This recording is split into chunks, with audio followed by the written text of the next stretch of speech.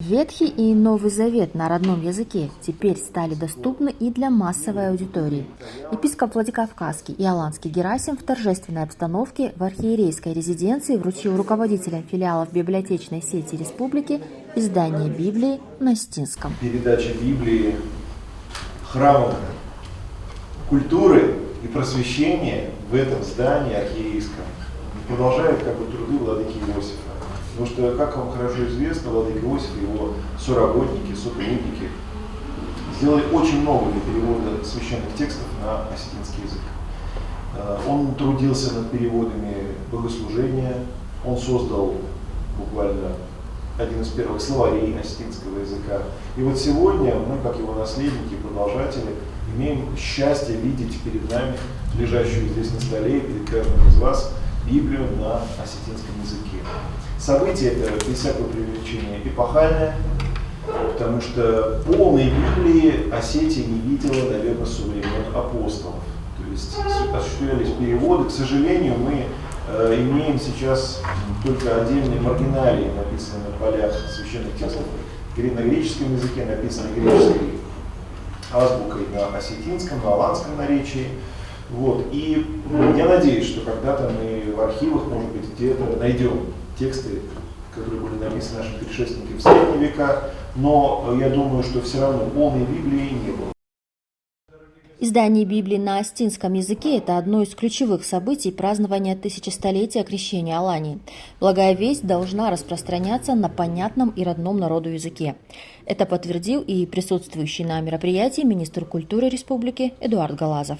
На самом деле событие весьма важное, потому как Библия на родном языке, наверное, воспринимается ближе как-то в менталитет, и понятийный аппарат позволяет раскрыть, видимо, какие-то детали, те, которые, может быть, для кого-то, читая Библию на иных языках, может быть, они остаются немножечко недоведенными в каких-то нюансах, каких-то моментах. Я думаю, что книга, безусловно, Библия, это издание, которое впервые на остинском языке полностью издана, она будет иметь большой успех. И я думаю, что широкой читательской аудитории настоящая книга будет весьма интересна. Это событие невозможно переоценить, да? Поэтому великая благодарность инициаторам этого издания. И вот моя личная особая благодарность переводчикам.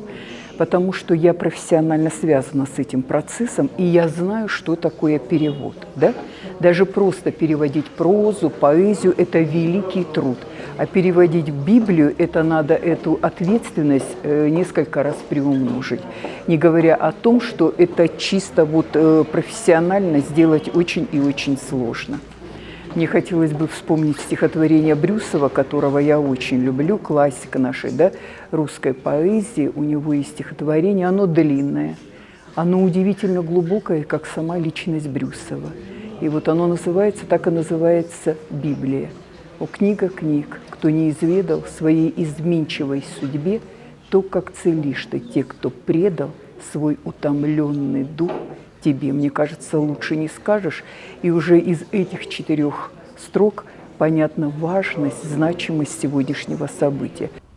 Теперь каждый желающий сможет ознакомиться с текстами Писания на родном языке, посетив читальные залы библиотек. Она стала доступна широкому кругу читателей. Напомним, Российское библейское общество более 20 лет посвятило переводу Библии на остинский язык. Над ним в разные годы трудились известные ученые из России, Германии и Нидерландов. Ляна Батаева, Роман Кобзев, пресс-служба Владикавказской и Аланской епархии.